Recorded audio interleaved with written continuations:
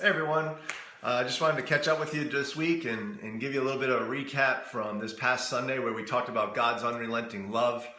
We talked about the parable of the lost sheep, and it was I thought it was an awesome teaching. You know, it's one of those things where you read in the scriptures where you're really challenged by it. And it starts off by giving a story about talking about the Pharisees, the sinners and tax collectors. It's talking about the good shepherd. It's talking about the lost sheep. And I feel like all of us can identify with each of those roles and yet be challenged by it. And Jesus gave this parable to the Pharisees as a direct response to their reaction, their negative reaction, that he was hanging out with these sinners and tax collectors. And basically they were judging him for hanging out with, quote unquote, the wrong people.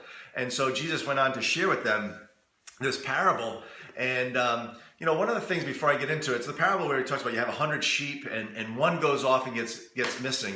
And some of us might not realize this, but the wilderness there was very, very dangerous. The terrain was treacherous. So to risk going after this lost sheep, this isn't like to make light of it. This would be a challenge for any of us to go after that lost sheep. So Jesus is putting forth a challenge to the Pharisees.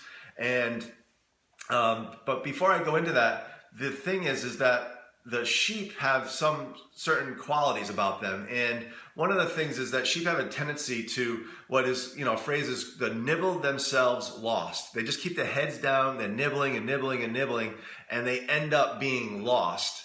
And that's a lot like us in life if you think about it. For many of us, maybe we can relate to that maybe in our financial lives where we get into debt, a couple of $1,000s this year, a couple of $1,000s next year, but after 10 years goes by, all of a sudden we find ourselves in this huge hole, $20,000, $30,000 into debt. And now it's a significant issue. Or maybe it's in our relationships where maybe you've been married for 15, 20 years and you've been investing in the kids and in work and you're just busy, busy, busy. And after 20 years, you wake up one day, the kids are out of the house and you look over to your left and you have a roommate and no longer you love her. It's because little by little, you took your attention off of prioritizing your spouse first. It can happen to all of us. But this parable wants us to reflect on that and say, well, be careful not to drift because it can be very, very painful. For many of us, we look back on our lives and we're like, oh, how did I ever end up here? This is not how I intended my life to be. And we are in a very lost place. So there's a compassion here to this shepherd. And yet Jesus is challenging the Pharisees saying, wouldn't you go after that one?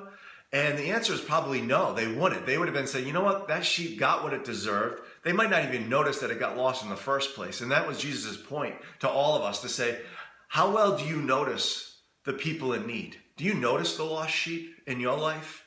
Are you willing to risk kind of entering into their pain, entering into their life? And I'm challenged by that, because I also am busy and I get consumed with my own life and my own family and things like that. And I have to always be reminded that why I'm here is to truly be that good shepherd, to be the one that's willing to take the risks and see the needs around me and then do something about it. Just like all of us are challenged in that way. But the other thing is that the Pharisees were making a judgmental statement about these sinners and tax collectors. And they were talking about, Jesus, you're hanging out with all the wrong people. And I want to say this, I hope that many of us are hanging out with the quote unquote wrong people. Because those are the people that need the love and acceptance and need Christ in their lives. And if we're not going to be coming around them and just being real with them and sharing our lives with them, then who is? And so I feel like that's something that we have to take great pride in and do on a regular basis. And this story challenges us to think about what is it like to be the lost sheep? For some of us, we've been there and we've lived in that dark place where we felt like no one noticed, no one cared. And that's a terrible, terrible place to be.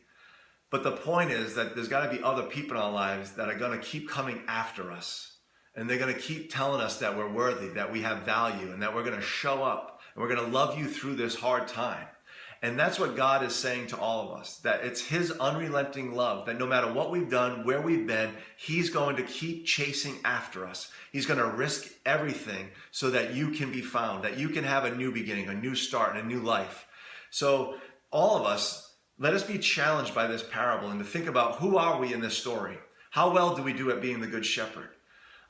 What is it like to be the lost sheep?